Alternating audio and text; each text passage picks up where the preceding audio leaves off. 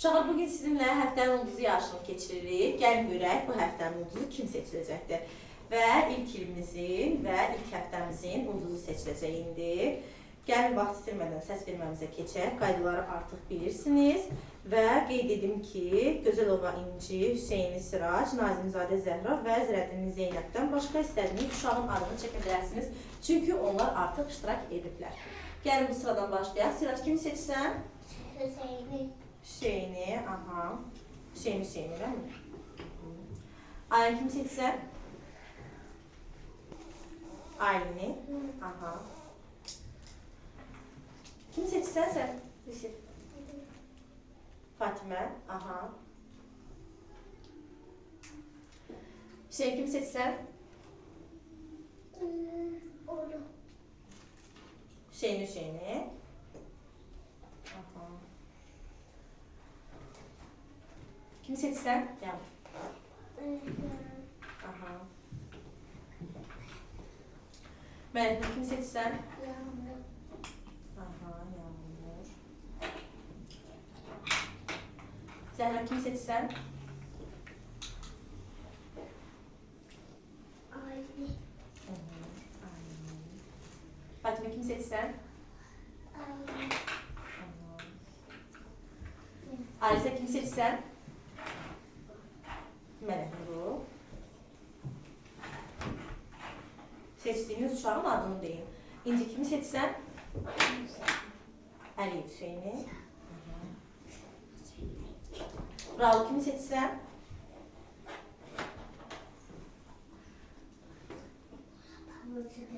Yusifi, aha.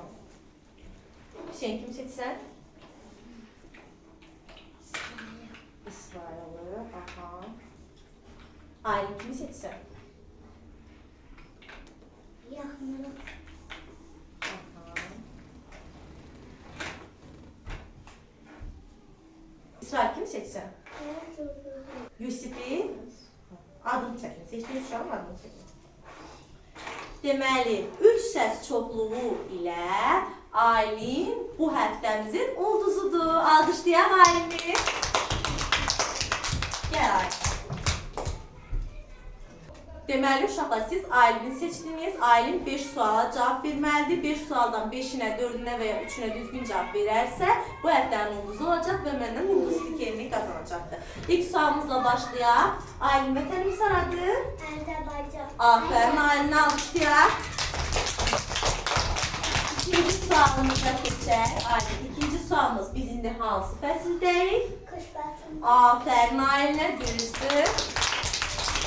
Gəlin, üçüncü sualımıza keçək. Üçüncü sualımızda Aylin.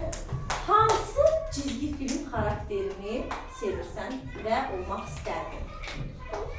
Hansı çizgi film xarakteri olmaq istərdin Aylin? Hə? Çizgi filmlərinə baxırsan, bəs hansı çizgi filmini sevirsən daha çox? Maşıvayı, aha. Maşıvayıda hansı xarakteri sevirsən? Hansı çizgi personajı, hansı xarakterini? Maşanı, ayını, yoxsa oradakı canavarı, dovşanı, hansını daha çox bəyənirsən? Toşan. Dovşan bəyənirsən.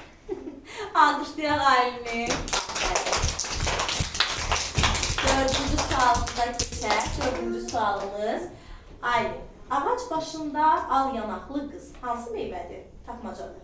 Hansı meyvədir? Ağac başında al yanaqlı qız. Yumur rəngdə olur, qırmızı rəngdə də olur. Ağac başında al yanaqlı qız. Alma. Aferin Aylin'e. Beşinci, sonuncu sualımıza keçək. Aylin, o hansı fəsildir ki, biz qolu qısa köynək geyinirik, başımıza papaq taxırıq, yəni şlyapa taxırıq, daha sonra şortik geyinirik, gözümüzə gün eynəyi taxırıq, hava çox isti olur. Hansı fəsildir? Qış fəsli. Xeyr, yay fəsli idi. Aylin bu sualımızı düzgün cavablandırmadı. Və amma yenə də Aylin məndən ulduz stikerini aldı. Çünki 5 sualdan 4-ünə düzgün cavab verdi. Alqışlayın uşaqlar Aylin'i.